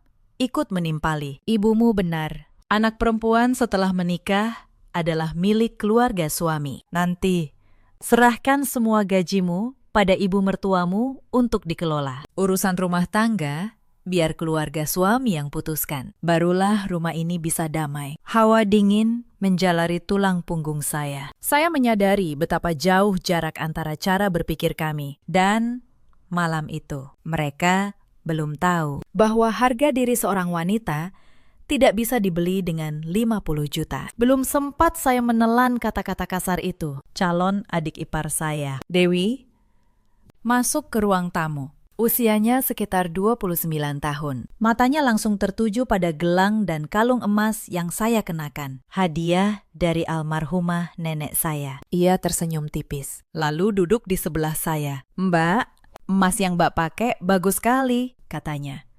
Saya juga sebentar lagi mau lamaran sebagai calon ipar. Mbak kasih saja ke saya, ya. Hitung-hitung, tanda perkenalan. Lagi pula, Mbak kan sudah kaya. Beli lagi juga gampang. Saya menahan napas. Perhiasan ini bukan soal harga. Ini kenangan dari nenek saya. Maaf, Dik, ini peninggalan nenek saya. Sangat berharga buat saya. Kalau soal hadiah, nanti kita bicarakan baik-baik setelah pernikahan. Wajah Dewi langsung berubah masam. Ia mendengus, lalu berdiri. Pelit, belum jadi keluarga saja sudah pelit begini. Pantas saja ibu bilang Mbak ini tidak tahu diri. Ia berjalan ke dapur, membuka kulkas saya tanpa permisi, dan mengeluarkan buah-buahan serta lauk yang saya siapkan untuk besok. Ia memakannya sambil duduk di meja makan, seolah ini rumahnya sendiri. Saya berdiri di tengah ruang tamu yang kini berantakan seperti gudang. Saya menelan semuanya demi menjaga ketenangan 3 hari menjelang pernikahan. Tapi saya tidak tahu, esok pagi mereka akan menyiapkan jebakan yang jauh lebih berbahaya dari sekedar perhiasan. Sepanjang malam, calon ibu mertua sibuk menelpon kerabat-kerabatnya di desa. Saya mendengar samar dari kamar. Ia mengundang mereka datang ke Jakarta. Iya, ke apartemen anak saya. Besar, mewah. Datang saja ramai-ramai, biar sekalian halal bihalal. Soal makan, ada menantu saya yang kaya. Tenang saja, Saya memejamkan mata, mencoba menahan air mata. Rumah yang saya bangun untuk ketenangan kini terasa seperti pasar. Malam itu, Bima pulang larut. Wajahnya lelah. Dan langsung berubah terkejut melihat rumah yang penuh sesak. Ia menatap saya dengan mata penuh tanya. Saya hanya menggeleng pelan. Saya tidak ingin membuat keributan di malam menjelang pernikahan kami.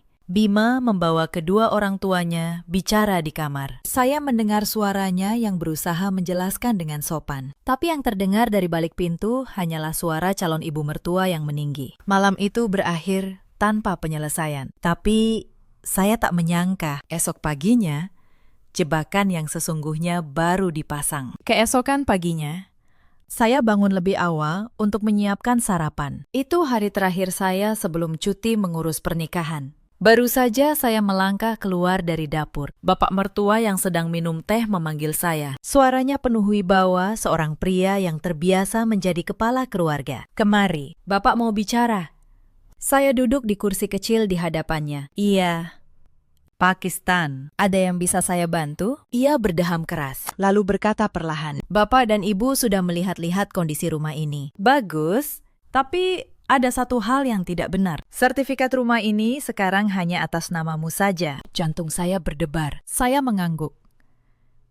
Benar, Pakistan. Apartemen ini diberikan orang tua saya sebagai hadiah, jauh sebelum saya mengenal Mas Bima. Jadi, sertifikatnya atas nama saya. Ia menggebrak cangkir tehnya ke meja. Itu tidak benar. Istri itu ikut suami. Kamu menikah dengan Bima. Maka rumah ini rumah bersama. Nanti orang lain bilang anak saya menumpang di rumah istri, di mana harga diri keluarga prayoga. Ia menatap saya tajam, lalu memberi perintah. Sore ini kamu izin dari kantor. Bawa semua dokumen ke notaris. Bapak akan suruh Bima izin setengah hari. Kalian urus penambahan nama Bima di sertifikat rumah ini. Setelah selesai, barulah akhir pekan ini pernikahan bisa dilanjutkan. Kalau tidak, batalkan semuanya. Saya terperangkap. Tuntutan ini jauh di luar bayangan. Menambahkan nama di sertifikat bukan masalah sepele. Ini sebuah rencana perampasan yang terang-terangan. Dengan kedok harga diri keluarga. Saya menatap lurus ke mata mertua saya. Suara saya lembut, namun tegas. Mohon maaf, Pakistan. Apartemen ini harta pribadi saya sebelum menikah. Orang tua saya bekerja keras seumur hidup untuk membelikannya. Saya mencintai Mas Bima. Saya bersedia berbagi ruang hidup ini dengannya. Tapi untuk urusan balik nama sertifikat, saya mohon maaf. Saya tidak bisa membagi aset dari orang tua saya seperti itu.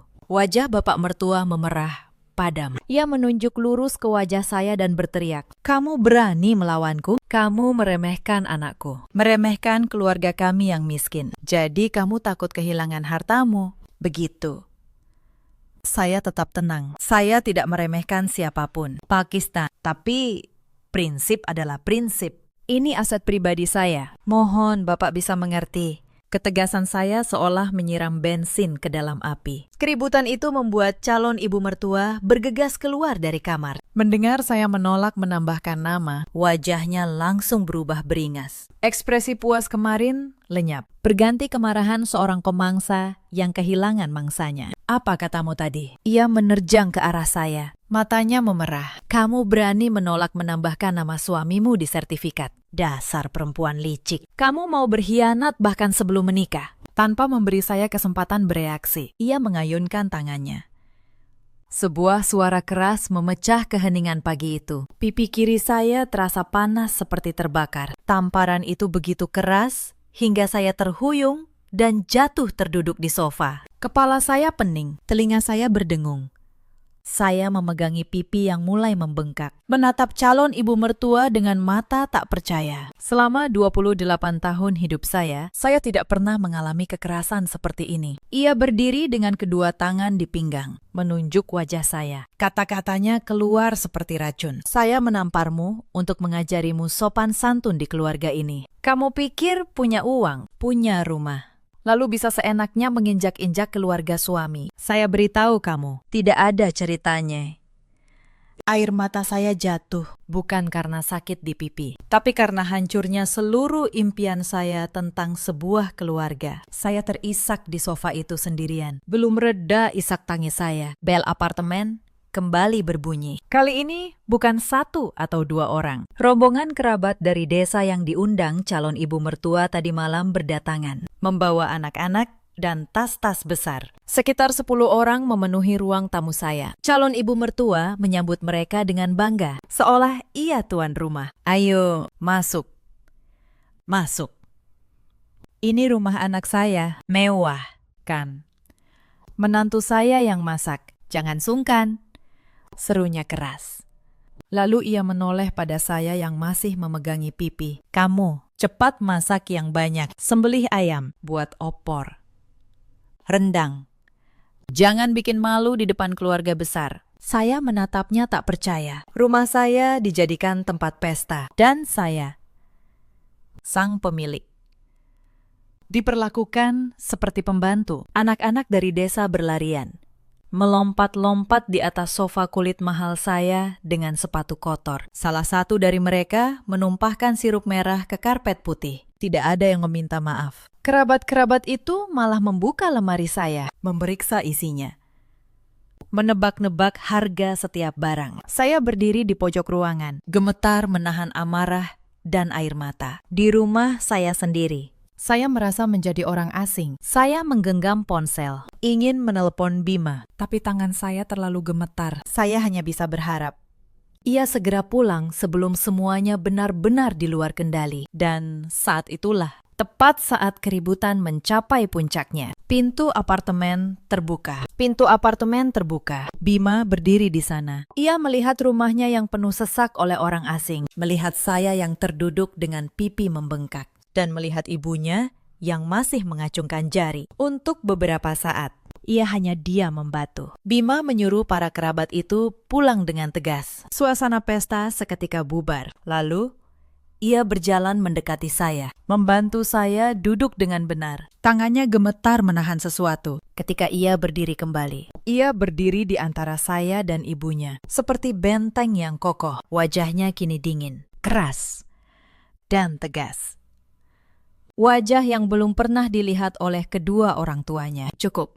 Hanya satu kata. Tapi kata pendek itu memiliki bobot yang luar biasa. Ibunya ternyanga. Bima menarik napas dalam-dalam, lalu melanjutkan dengan lantang. Apartemen ini milik pribadi Maya. Ini hasil jerih payah orang tuanya seumur hidup untuk putrinya. Tidak ada seorang pun yang berhak memaksa Maya menambahkan nama saya. Dan saya juga tidak akan pernah menerima hasil merampas jerih payah orang lain. Ia menatap ibunya tajam. Maya adalah istri saya. Saya menikahinya untuk mencintai dan merawatnya, bukan untuk menjadi tameng bagi kesewenang-wenangan kalian. Ibu, jangan mentang-mentang sebagai ibu, lalu bisa sewenang-wenang pada harta istri saya. Seluruh ruangan hening. Orang tua Bima membuka mulut, tapi tenggorokan mereka seakan tercekat. Mereka tidak pernah melihat putra yang selama ini mereka anggap penurut bersikap setegas ini. Keheningan tidak berlangsung lama. Calon ibu mertua tiba-tiba menjatuhkan dirinya ke sofa dan mulai menangis meraung-raung. Kedua tangannya menutupi wajah. Ia memulai drama ratapan tentang jasa-jasanya membesarkan anak. Ya Tuhan, lihatlah anak laki-laki yang sudah kami besarkan bertahun-tahun. Sekarang punya istri. Dia lupa pada orang tua. Apa salah saya? Saya hanya memikirkan masa depannya. Tapi sekarang, dia malah menunjuk wajah saya, membela mati-matian istri yang bahkan belum sah dinikahinya. Dasar anak tidak tahu diuntung. Bapak mertua langsung ikut menimpali. Ia berdiri, menunjuk wajah Bima. Urat lehernya menonjol. Hebat kamu. Bima, kamu lupa siapa yang menjual gabah. Menahan lapar demi menyekolahkanmu sampai Jakarta. Uang panai 50 juta kami berikan tanpa kurang 1 sen pun. Sekarang kamu bersekongkol dengannya melawan keluargamu sendiri. Bima berdiri diam mendengar semua cacian itu. Bahunya sedikit bergetar. Saya tahu hatinya sedang teriris. Tapi sifat penurutnya tidak lagi mampu mengalahkan ketegasan seorang pria dewasa. Ia berbalik menatap orang tuanya sekali lagi. Matanya penuh penyesalan. Tapi Suaranya tetap tegas. Bapak dan Ibu punya jasa melahirkan dan membesarkan saya. Seumur hidup saya tidak akan lupa. Saya bekerja keras siang malam untuk mengirim uang ke desa agar Bapak dan Ibu hidup nyaman. Tapi berbakti bukan berarti saya harus memaklumi tindakan yang salah, yang melanggar hukum dan moral. Ia melangkah maju, menekankan setiap katanya. Tamparan yang Ibu layangkan ke wajah Maya tadi akan selalu saya ingat. Maya tidak melakukan kesalahan apapun. Soal balik nama rumah, jangan pernah diungkit lagi. Dan mengenai uang panai 50 juta yang selalu kalian jadikan alasan untuk menekan Maya, sore ini saya akan ke bank menarik 50 juta dan mengembalikannya kepada Bapak. Anggap saja kita impas. Wajah kedua orang tua itu berubah pucat. Pengembalian uang panai adalah penghinaan terbesar bagi mereka. Karena dengan begitu, alasan mereka untuk mengendalikan saya hilang sudah. Tapi keserakahan tidak pernah mengenal kata menyerah. Mereka justru menyiapkan serangan yang jauh lebih kejam. Malam itu, suasana di apartemen mencekam. Orang tua Bima mengurung diri di kamar tamu. Bima mengajak saya bicara di balkon. Ia menggenggam tangan saya erat. Maya, maafkan saya. Saya tidak menyangka mereka sejauh ini. Apapun yang terjadi, saya akan melindungimu. Kamu tidak sendirian. Saya bersandar di bahunya. Untuk pertama kalinya sejak kemarin, saya merasa sedikit tenang. Tapi firasat saya berkata, badai ini belum benar-benar berlalu. Orang dengan kepala batu dan keserakahan seperti itu tidak akan menyerah begitu saja. Firasat saya benar. Esok subuhnya, sebelum Bima bangun, calon ibu mertua sudah menunggu saya di dapur. Ia mengulurkan tangannya. Telapaknya menghadap ke atas. Mana buku tabungan dan kartu ATM-mu? Serahkan semua pada saya sekarang. Ibu yang akan pegang keuangan keluarga ini. Itu sudah aturan. Menantu yang baik tidak boleh pegang uang sendiri. Saya menatapnya tenang. Maaf, Bu, gaji saya yang kelola. Untuk kebutuhan rumah tangga nanti, kita bisa atur bersama. Tapi, menyerahkan seluruh penghasilan dan tabungan, itu tidak bisa. Wajahnya mengeras. Kamu betul-betul tidak tahu diri. Di keluarga kami, perempuan tidak boleh pegang uang. Kamu mau berontak terus. Saya akan suruh Bima ceraikan kamu sebelum akad. Lihat saja, dia pasti pilih saya. Ibu kandungnya. Bukan kamu. Ia begitu yakin putranya yang pendiam akan berpihak padanya. Ia tidak pernah menyangka, justru hari itu, di tepi badai inilah, putranya akan mengambil keputusan yang paling mengejutkan dalam hidupnya. Saya hanya diam, menyimpan setiap ancaman itu dalam ingatan, karena saya mulai paham. Kesabaran saya bukan kelemahan. Ia adalah waktu yang saya kumpulkan untuk satu jawaban tegas. Keesokan paginya, langit Jakarta mendung. Bima berangkat ke kantor pagi-pagi. Ia mengecup kepala saya, meminta saya beristirahat di rumah, mengunci semua pintu, dan segera menelponnya jika terjadi sesuatu. Melihat punggungnya menghilang di balik pintu, hati saya terasa berat. Sekitar pukul 10 pagi, telepon saya berdering kencang. Di layar tertera nama Tony, rekan kerja Bima yang akan menjadi pendamping pengantin pria. Firasat buruk menyergap saya. Suara Tony di seberang terdengar panik, bercampur suara riuh rendah. Ia memberitahu bahwa orang tua Bima sedang membuat keributan di depan gerbang kantor Bima. Jantung saya serasa jatuh ke jurang. Saya menyambar jaket dan tas, lalu berlari mencari taksi. Sepanjang perjalanan, tangan saya gemetar hebat. Bima, seorang insinyur yang berdedikasi, dihormati atasan dan rekan kerja. Reputasi yang ia bangun bertahun-tahun. Dan sekarang, orang yang melahirkannya justru hendak menghancurkan semuanya. Taksi berhenti di depan gedung perkantoran tinggi. Pemandangan di depan saya membuat saya membeku. Kerumunan orang penasaran berkumpul di depan gerbang utama. Suara klakson bersahutan dengan bisik-bisik orang yang lewat. Tepat di tengah kerumunan, ada orang tua Bima. Bapak mertua memegang spanduk merah menyala dengan tulisan kuning yang dicetak sangat besar.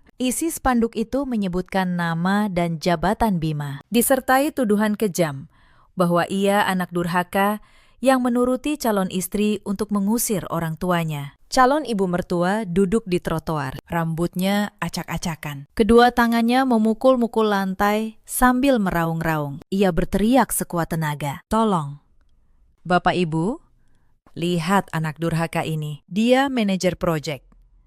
Gajinya puluhan juta. Tinggal di apartemen 3 miliar. Tapi dia tega mengusir orang tuanya dari desa di tengah malam. Dia menuruti calon istrinya yang kaya dan menghina orang tuanya yang miskin. Suaranya semakin melengking. Ya Tuhan, jasa saya mengandung dan melahirkannya, menahan lapar demi menyekolahkannya. Begini balasannya hari ini. Kalau dia tidak memberi saya 500 juta sebagai ganti air susu, saya akan benturkan kepala saya di sini sampai mati. Biar perusahaan ini ikut menanggung malu. Tuduhan palsu dan tuntutan yang tidak masuk akal itu membuat kerumunan mulai bergumam. Orang Indonesia sangat menjunjung tinggi bakti pada orang tua. Ketika mendengar seorang ibu tua menangis pilu seperti itu, banyak yang langsung memutar simpati pada Bima, menyebutnya tidak tahu balas budi. Saya berdiri di antara kerumunan. Kedua tangan mencengkeram erat tas saya. Air mata menggenang karena marah dan kasihan. Saya ingin maju membuka kedok mereka. Tapi saya tahu, jika saya muncul sekarang, segalanya akan menjadi lebih rumit. Tepat saat itu, dari lobi gedung, Bima keluar. Wajahnya dingin, tanpa ekspresi. Tidak ada kepanikan, tidak ada kemarahan, hanya ketenangan yang menakutkan. Penampilannya yang rapi sangat kontras dengan keributan kumuh di hadapannya. Ia berjalan tenang menembus kerumunan dan berdiri di depan kedua orang tuanya. Ia tidak berteriak. Ia justru mengeluarkan ponselnya, mengangkatnya tinggi, dan menekan tombol perekam video. Suaranya jernih, cukup keras untuk didengar semua orang. Silahkan, Bu. Ulangi sekali lagi tuntutan ibu di depan kamera. 500 juta sebagai ganti air susu. Saya akan simpan rekaman ini karena pemerasan terhadap anak sendiri di depan umum dengan ancaman bunuh diri adalah perbuatan yang bisa diproses secara hukum. Wajah calon ibu mertua langsung berubah. Tangisnya terhenti seketika. Ia tidak menyangka putranya akan setenang dan setegas ini. Bapak mertua menurunkan spanduknya. Matanya bergerak gelisah menatap kerumunan yang kini mulai berbalik mempertanyakan kebenaran cerita mereka. Bima menoleh pada kerumunan. Saudara-saudara, terima kasih sudah peduli. Tapi yang sebenarnya terjadi, orang tua saya menjual rumah di desa tanpa memberitahu saya, lalu menuntut rumah pribadi istri saya. Saat istri saya menolak, ibu saya menamparnya. Saya punya bukti semuanya. Hari ini mereka datang menuntut 500 juta. Silahkan nilai sendiri siapa yang durhaka di sini. Kerumunan terdiam. Satu persatu mulai membubarkan diri. Wajah orang tua Bima kini pucat pasi, terjebak di tengah trotoar yang sepi. Tak lama, atasan Bima turun dari gedung. Seorang pria tua berwibawa yang sudah lama mengenal kinerja Bima. Ia menepuk bahu Bima dan berkata cukup keras agar kerumunan yang tersisa mendengar. Bima, saya kenal kamu bertahun-tahun. Kamu salah satu insinyur terbaik yang pernah saya pekerjakan. Urusan keluarga ini, perusahaan tidak akan menghakimimu. Selesaikan dengan kepala dingin. Wajah bapak mertua semakin merah. Kali ini, karena malu. Rencananya untuk menghancurkan reputasi Bima, justru berbalik mempermalukan dirinya sendiri. Tapi malam itu di apartemen, konfrontasi yang sesungguhnya baru akan dimulai. Malam itu, Bima membawa pulang kedua orang tuanya untuk bicara terakhir kali. Saya menyiapkan teh. Tangan saya masih sedikit gemetar. Bima meminta saya duduk di sampingnya. Ia tidak ingin saya bersembunyi lagi. Bapak, Ibu, kata Bima pelan, saya sudah memutuskan. Mulai hari ini, saya tetap akan menjadi anak yang menanggung biaya hidup Bapak dan Ibu di hari tua. Itu kewajiban saya. Tapi Bapak dan Ibu tidak bisa lagi tinggal di sini. Dan tidak bisa lagi ikut campur dalam rumah tangga saya. Bapak mertua menggebrak meja. Apa? Kamu mengusir orang tuamu sendiri demi perempuan ini. Kalau hari ini kamu memilih istri ini, jangan pernah kembali ke desa. Saya akan datang ke kantormu. Saya temui bosmu. Saya sebarkan ke seluruh dunia bahwa kamu anak durhaka. Saya akan membuatmu hancur. Di tengah amarahnya, ia menyambar sebuah guci pajangan di meja dan membantingnya ke lantai. Guci itu pecah berkeping-keping. Suara pecahan itu bagaikan tetesan terakhir yang menumpahkan seluruh kesabaran Bima. Bima berdiri tak bergerak selama beberapa detik. Dadanya naik turun. Ia menatap serpihan keramik di lantai, lalu menoleh ke arah saya yang menangis. Rasa iba pada saya dan rasa malu atas tindakan keluarganya mendorongnya mengambil keputusan yang tegas. Ia merogoh saku, mengeluarkan ponsel, dan menelpon manajemen gedung. Suaranya tenang, namun sangat tegas. Selamat malam. Saya pemilik unit di lantai 18. Mohon kirim 2 petugas keamanan ke unit saya sekarang juga. Ada orang yang merusak barang dan mengganggu ketertiban. Mendengar putranya menelpon keamanan. Calon ibu mertua terbelalak. Kamu gila? Kamu panggil keamanan untuk menangkap orang tuamu sendiri. Saya ini ibu kandungmu. Kamu benar-benar mau mengusir saya ke jalanan. Bima menyimpan ponselnya, berbalik menghadap orang tuanya. Wajahnya tidak menunjukkan sedikit pun keraguan. Apartemen ini milik Maya. Bapak dan ibu datang ke sini, memukul istri saya, merusak barang-barangnya. Ini bukan lagi urusan keluarga. Silakan bapak dan ibu berkemas dan keluar dari sini sekarang juga. Tanpa menunggu reaksi mereka, Bima menyingsingkan lengan kemejanya dan menuju tumpukan barang di koridor. Dengan gerakan cepat dan tegas, ia melempar satu persatu karung dan kardus keluar ke lorong di depan lift. Tumpukan barang dari desa itu jatuh berdebu di lantai koridor yang dingin. Bapak mertua naik pitam, berlari hendak memukul Bima sambil meneriakkan kutukan. Tapi tepat saat itu, 2 petugas keamanan tiba dan menahannya. Calon ibu mertua menjerit histeris, menggedor-gedor pintu lift sambil memaki. Tetangga di lantai itu mulai keluar dari unit mereka, menyaksikan kegaduhan. Salah satu petugas dengan tegas meminta orang tua Bima turun ke lobi sebelum polisi dipanggil. Tapi keputusan Bima sudah bulat. Pintu apartemen tertutup. Untuk pertama kalinya, rumah itu kembali menjadi milik saya. Malam itu, dalam keheningan apartemen yang akhirnya tenang, Bima memeluk saya erat. Air matanya jatuh di bahu saya. Ia menangis bukan karena menyesali keputusannya, tapi karena kehilangan keluarga yang dulu ia cintai. Saya memeluknya balik. Cinta kami telah lulus dari ujian materi dan rintangan beracun. Malam itu juga, saya menelpon ibu saya, menceritakan semuanya, termasuk tamparan itu. Di seberang telepon, ibu saya terdiam lama, lalu suaranya bergetar menahan tangis. Nak, ibu minta maaf tidak ada di sampingmu. Tapi dengarkan ibu, kamu tidak salah.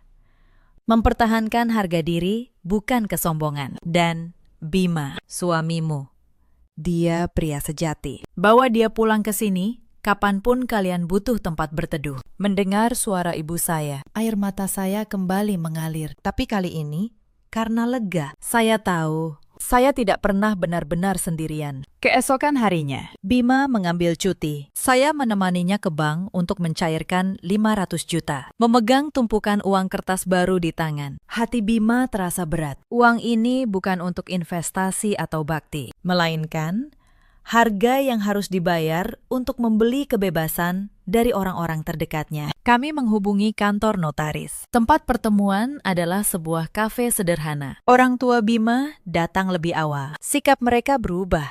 Tidak ada lagi makian atau air mata palsu. Yang ada hanya tatapan lapar yang tertuju pada tas berisi uang di tangan Bima. Di hadapan notaris, Bima meminta orang tuanya membaca surat pernyataan dengan teliti. Isinya jelas. Setelah menerima uang 500 juta, orang tua Bima dengan sukarela berjanji tidak akan pernah muncul lagi dalam kehidupan kami. Tidak ikut campur dalam keputusan apapun, dan tidak akan melakukan tindakan yang merugikan saya atau keluarga kami. Semuanya hitam di atas putih. Bapak mertua bahkan tidak membacanya dengan saksama. Ia terburu-buru menandatangani dan menyuruh istrinya membubuhkan cap jempol. Notaris sempat mengingatkan dengan tenang bahwa surat ini mengikat secara hukum dan tidak bisa ditarik kembali. Tapi mata mereka sudah terpaku pada tas berisi uang, tidak peduli pada kata-kata itu. Ketika tumpukan uang digeser ke seberang meja, mereka menyambarnya dengan rakus, menghitungnya berulang kali, lalu memasukkannya ke dalam tas. Mereka berdiri dan bergegas keluar tanpa menoleh pada Bima sedikit pun.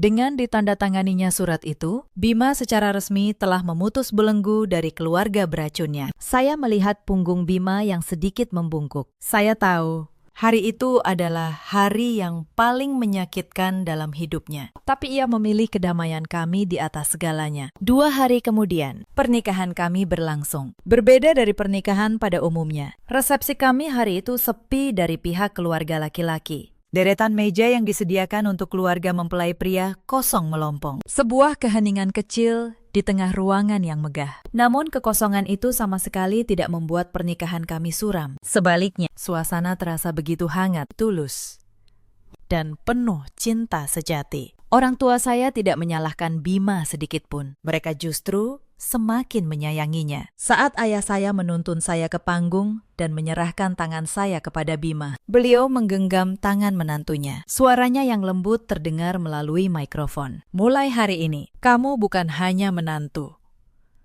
tapi juga putra kami. Kami percayakan Maya kepadamu, karena kami tahu kamu pria yang bertanggung jawab dan tahu cara menghargai wanita. Jangan bersedih atas apa yang telah terjadi. Keluarga kami akan selalu menjadi pelabuhan yang damai untuk kalian. Air mata kebahagiaan mengalir di pipi Bima. Ia memeluk ayah saya, lalu berbalik memeluk saya. Tepuk tangan meriah dari teman-teman dan keluarga besar saya mengiringi restu yang tulus. Di sela resepsi, sahabat Bima, Tony, naik ke panggung untuk memberi sambutan. Ia mengangkat gelasnya. Saya kenal Bima sejak kami sama-sama susah. Hari ini saya bangga, bukan karena dia sukses, tapi karena dia berani memilih yang benar saat semua orang menyuruhnya menyerah. Untuk Bima dan Maya, semoga rumah tangga kalian selalu dipenuhi keberanian seperti hari-hari ini. Seluruh ruangan bertepuk tangan. Saya menggenggam tangan Bima erat. Meja keluarga mempelai pria memang kosong, tapi hati kami penuh. Sebuah pernikahan tanpa keluarga mempelai pria, namun penuh makna, karena di sana hanya ada cinta, pengertian, dan hati yang tulus. Waktu berlalu begitu cepat. Hampir 1,5 tahun lewat sejak pernikahan yang hangat itu. Hidup saya dan Bima memasuki masa yang paling damai. Tanpa konflik, mertua menantu. Tanpa tekanan dari keluarga suami. Psikologis, kami berdua selalu tenang. Bima fokus penuh pada pekerjaannya dengan kemampuannya yang luar biasa. Ia dipromosikan menjadi direktur proyek. Penghasilannya meningkat. Setiap akhir pekan, kami menghabiskan waktu bersama orang tua saya, makan ikan goreng, sayur asem, dan sambal terasi di teras rumah mereka. Bima yang dulu pendiam, kini sering tertawa lepas. Untuk pertama kalinya, saya melihat bahunya benar-benar rileks, tanpa beban. Kami juga baru menerima kabar gembira. Saya hamil 4 bulan.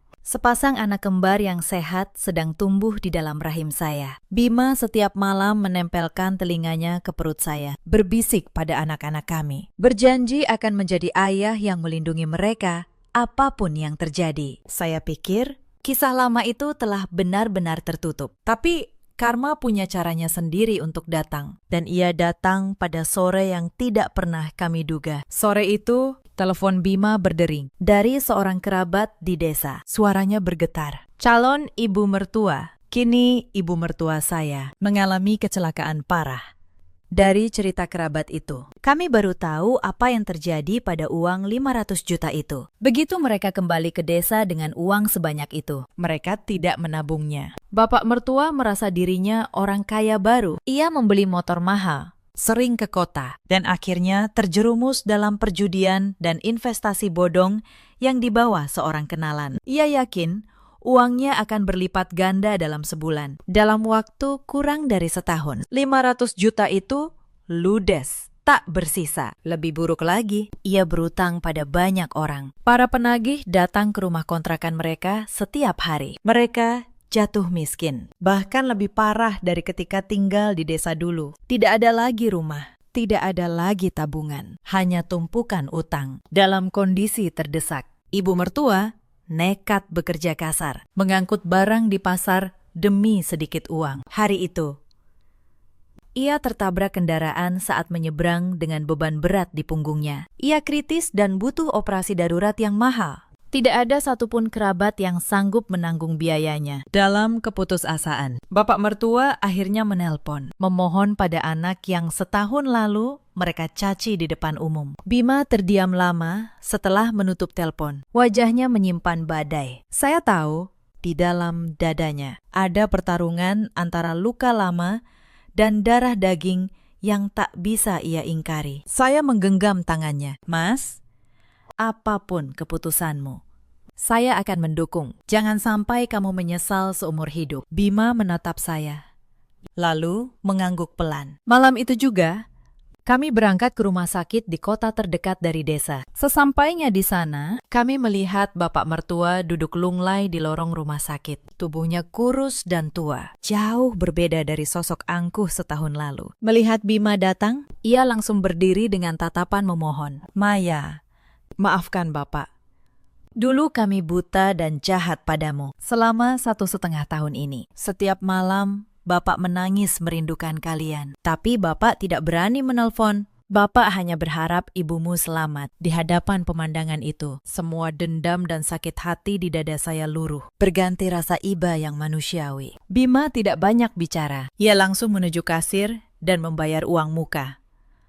Operasi lebih dari 100 juta rupiah. Kami menunggu cemas selama 5 jam. Menjelang pagi, dokter keluar dan memberitahu bahwa operasi berhasil menyelamatkan nyawa ibu mertua. Tetapi akan ada cacat permanen dan kemungkinan ia pulih sepenuhnya sangat kecil. Bapak mertua menangis terseduh-seduh. Setelah ayahnya sedikit tenang, Bima mengajaknya bicara di taman rumah sakit. Bapak mertua berkata dengan penuh harap, nyawa ibumu selamat. Nanti kalau ibumu keluar dari rumah sakit, bolehkah kami menyewa kontrakan kecil dekat rumah kalian? Bapak akan bekerja serabutan. Yang penting, sesekali bisa melihat cucu. Bima menarik napas dalam-dalam. Suaranya tenang. Tidak ada nada marah, tetapi sangat tegas. Biaya rumah sakit ibu, termasuk biaya pemulihan nanti, akan saya tanggung sepenuhnya. Saya menyelamatkan ibu, karena itu kewajiban saya sebagai manusia. Semua dendam masa lalu, saya maafkan. Ia berhenti sejenak, lalu melanjutkan. Tetapi permintaan untuk tinggal di dekat kami, atau bertemu cucu, dengan sangat menyesal. Saya harus menolaknya. Maya pernah terluka sangat dalam. Keluarga kecil saya butuh kedamaian. Kaca yang sudah pecah, meskipun dilem kembali, retaknya akan selalu ada dan bisa melukai lagi. Bapak mertua tertunduk. Harapan terakhirnya untuk reuni keluarga hancur. Ia menyadari keserakahan dan kekejaman di masa lalu telah memutus ikatan suci itu secara permanen, tanpa makian, tanpa hinaan. Penolakan yang lembut namun mutlak dari Bima adalah hukuman terberat baginya. Ia hanya mengangguk. Air mata penyesalan terus mengalir dalam diam. Sebulan kemudian, ibu mertua keluar dari rumah sakit dalam keadaan lumpuh permanen. Kesadarannya sering terganggu. Melalui seorang kerabat, Bima mencarikan rumah kontrakan sederhana di pinggiran kota untuk mereka. Ia melengkapinya dengan perabotan dasar dan rutin mengirim uang setiap bulan untuk biaya hidup dan pengobatan. Ia memenuhi seluruh tanggung jawab finansialnya sebagai seorang anak. Namun sejak hari itu, Bima tidak pernah lagi mengunjungi atau menelpon. Batasan itu tetap kokoh. Orang tuanya menjalani sisa hidup dalam penyesalan, merindukan anak dan cucu yang tidak akan pernah bisa mereka temui. Adapun keluarga kecil kami, setelah badai terakhir berlalu, langit menjadi lebih cerah dari sebelumnya. Biaya rumah sakit yang besar tidak menggoyahkan fondasi ekonomi kami. Sebaliknya, hal itu membebaskan kami dari beban nurani, membuat jiwa kami lebih tenang. Suatu pagi di hari Minggu, saya duduk di ruang tamu, tersenyum melihat pemandangan di hadapan saya. Bima sedang bermain kuda-kudaan dengan Surya, anak laki-laki kami, sementara Dewi, putri kami, memeluk lehernya sambil tertawa riang. Orang tua saya datang membawa buah tangan dan mainan baru. Suasana penuh tawa dan kehangatan. Saya bersyukur pada hidup yang telah menguji kami. Karena melalui ujian itu, saya menemukan nilai sejati dari pria yang saya pilih. Jika dulu Bima memilih tunduk pada keegoisan orang tuanya, hidup saya mungkin menjadi sebuah tragedi. Tapi ia berani berdiri tegak. menggunakan keberanian dan cintanya untuk melindungi saya dan membangun benteng yang kokoh untuk keluarga kami. Cerita ini mengajarkan kita banyak hal. Jangan pernah mengukur nilai seorang manusia dengan uang panai atau harta. Dan jangan pernah atas nama keluarga merampas hak dan harga diri orang lain. Di luar sana, ada banyak perempuan yang seperti saya dulu. Mereka menahan tamparan dan hinaan, mengira diam adalah jalan menjaga keutuhan rumah tangga. Padahal, harga diri yang kita serahkan tidak akan pernah dihargai oleh orang yang serakah.